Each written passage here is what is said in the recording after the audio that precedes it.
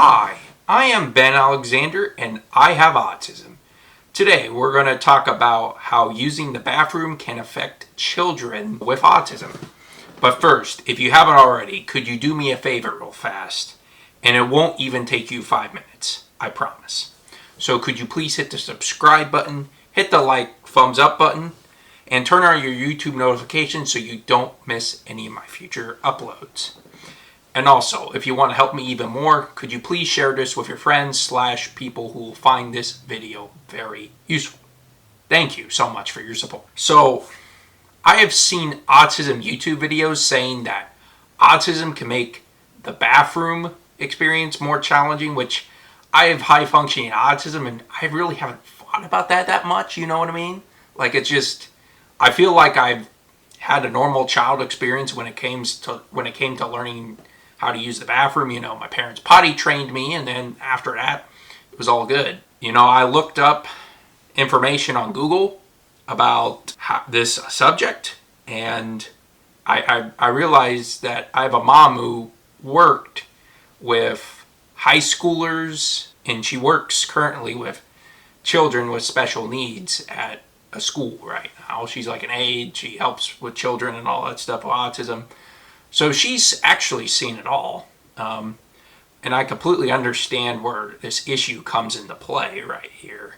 Especially with those with low functioning autism, because in the high school she'd have people in wheelchairs and she'd tell them how she would help assist them use the bathroom. So it's definitely a challenge for some people who have autism, who have disabilities, and you know, it's just things like that. It's like sometimes you take it for granted.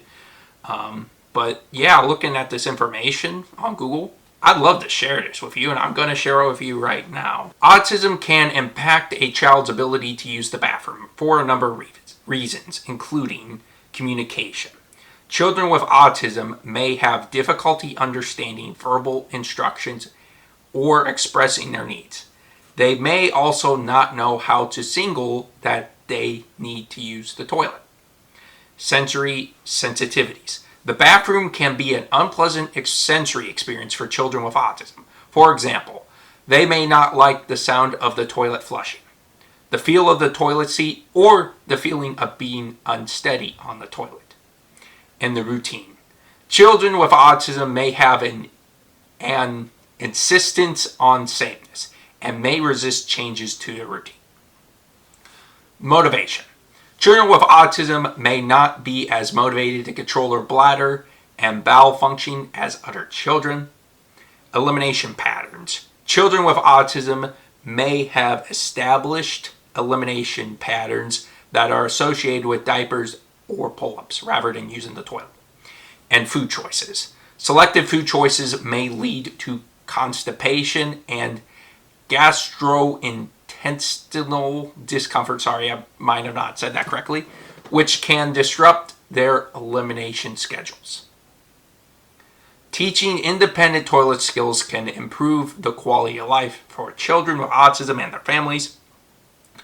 Some strategies that can help include building better communication, looking for patterns that coincide with incidents and successful trips, creating days structured around the positives, and making sure that rewards are consistent with each action. All of this seems to make sense to me. You know, communication can be a big problem with people with autism, and I can agree with that even as an adult. You know, it's awkward asking people to use the bathroom because, you know, it's kind of an intimate thing, you know, it's just weird having to ask people that. But I know if I don't, they might get mad at me and they'll be confused where I'm at. So I make an effort to just communicate with them and be like, hey, I'm going to use the bathroom, I'll be back. And most people don't really give a crap, you know. They're like, okay, whatever, that's cool. So yeah, that's kind of my experience, and you don't really have to worry about that much. Going on, it talks about sensory issues. And I feel like the toilet seat or the toilet flushing makes sense to me, why that would bother people, especially with children with autism. But again, once they go to the bathroom and they're used to it, Again, building a routine. It talks about routine and all that stuff. You got to build a routine that they're used to hearing those sounds, and I think they'll be fine because that's what I had to do as a kid, and I learned how to deal with it, and I'm perfectly fine. It's not even a problem as I grow older. And again, with age comes wisdom, and if you're a parent of an autistic child, patience is very key, and I'm sure you know that already. But you just got to continue to be patient. Because my parents were very patient with me, and it worked a lot. And I do appreciate my parents for doing that for me, because now I've been able to be successful in that department. But yeah, like I said, I understand why children with autism would have this problem, and I think it's something, as an autistic parent, you'll have to address and assure them that it's okay, nothing bad's going to happen, everything's okay, it's not a big deal. And trying to rationalize and, understand what the child's going through can be helpful too. It's like, yes, it's all right. It's good. Nothing bad's going to happen. And I think reassuring that fact is going to help, especially as coming from a child's perspective. Yeah, just reassurance that everything's okay is a huge deal to me. But yeah, just to give a little bit of advice, from a child's perspective, that's what I would say to you. And the routine. I kind of talked about it. You got to build a good routine that you're used to going to the bathroom, and you're confident and you're okay with listening to your body when it needs to go to the bathroom. You try to use it. Obviously, there'll be some circumstances where you're trapped. Like, for example, when I'm filming sporting events at WNZR, like, there are times where I have to use the bathroom and I have to hold it in. I'm like, Sometimes it's like, kind of want the game to be over, and the live cast to go over, so I can use the restroom, or it's halftime or whatever it is, depending on which sport I film. It's like, boy, I want this over so I can go to the restroom. I understand that those situations, you might not be able to control the bladder all the time, where you gotta go, where you feel like you have to go, but you can't go immediately, so you have to hold it in. But again, you can't control, at least be like, okay, I'm going to not do this. I'm going to try my best to hold it in as best as I can. And again, I've not crapped my pants or peed my pants, so that's good. But of course, as an adult, when you're a kid, it's a little bit different, but as an adult, nothing's happened. So that's good.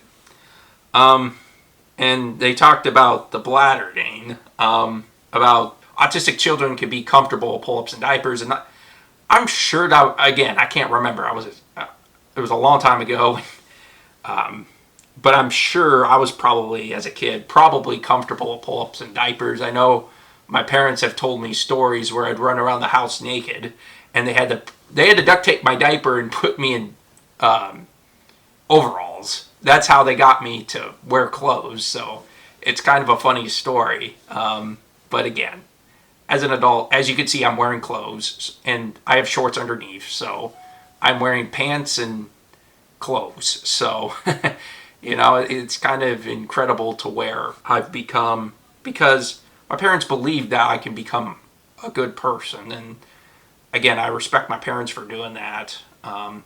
Just believing in your kid that you can actually be a part of the world and you can be a difference. I think that's an important thing too. And that's why I was able to learn from my mistakes, or learn from this, and continue to learn little things like, oh yeah, I should wear clothes in public. I can't go around naked. The little things like that, you just got to learn how to do. And autistic people can struggle with that, with the little things sometimes, because it might not make sense. We might have a different way of thinking, a different way of learning things and processing things. So that's another thing I do as well, and to consider. And it talks about certain foods affecting how to use the bathroom. Though I feel like that's pretty general for everybody.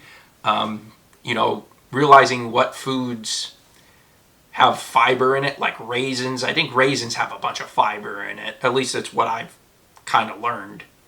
I know my dad eats prunes. I'm not necessarily a prune fan. Like I said, it doesn't look all that great, but Again, I've never had a prune, but I normally have raisins. And yeah, and food's kind of like cheese. I think cheese gives you constipation. Of course, I'm allergic to cheese, but there's dairy-free cheese / vegan cheese that I do because, well, I'm allergic to dairy, severely allergic to dairy, and I do have a channel called Ben's Allergy and Restaurant Reviews on YouTube. You could go and check that out. Again, that's Ben's Allergy and Restaurant Reviews, and I've talked about it lots of times on the channel. It's my second channel that I am working on. So yeah. I think Google did do a good job of explaining autistic children and the struggles that they go through. I think this is true. I think every single problem that they listed is true. And I don't know why there would be another problem. But did I miss anything? And if you are a parent of an autistic child, did I really miss anything? Is there anything additional you can add? I'd love to hear it in the comments. I would love to interact with you. You feel comfortable sharing, that's fine, obviously, thank you. But if you don't, I'm not going to pressure anybody to share, because I know this is a very sensitive subject, and plus I wouldn't pressure anybody to share anyway. I encourage people to share, and I want them to know that they're welcome to share, but if you don't want to share, that's cool too. It's all right. Because again, I'm going to continue to make videos regardless of what happens. So, if you choose to support me, thank you so much. But if you don't, and you find somebody else that you think that serves you better, I'm not going to be offended either.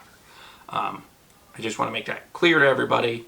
But again, I try and pride myself to serve everybody that I possibly can, and I hope that I helped somebody with this video today. And I appreciate if you stay to the end watching this video. I really appreciate your support, and I hope you'll continue to support me and see that I'm trying to help people with autism and trying to help even parents with autism for this video. Parents of autistic children. So I hope this really helped you, and I appreciate your support, and I'll see you in the next video.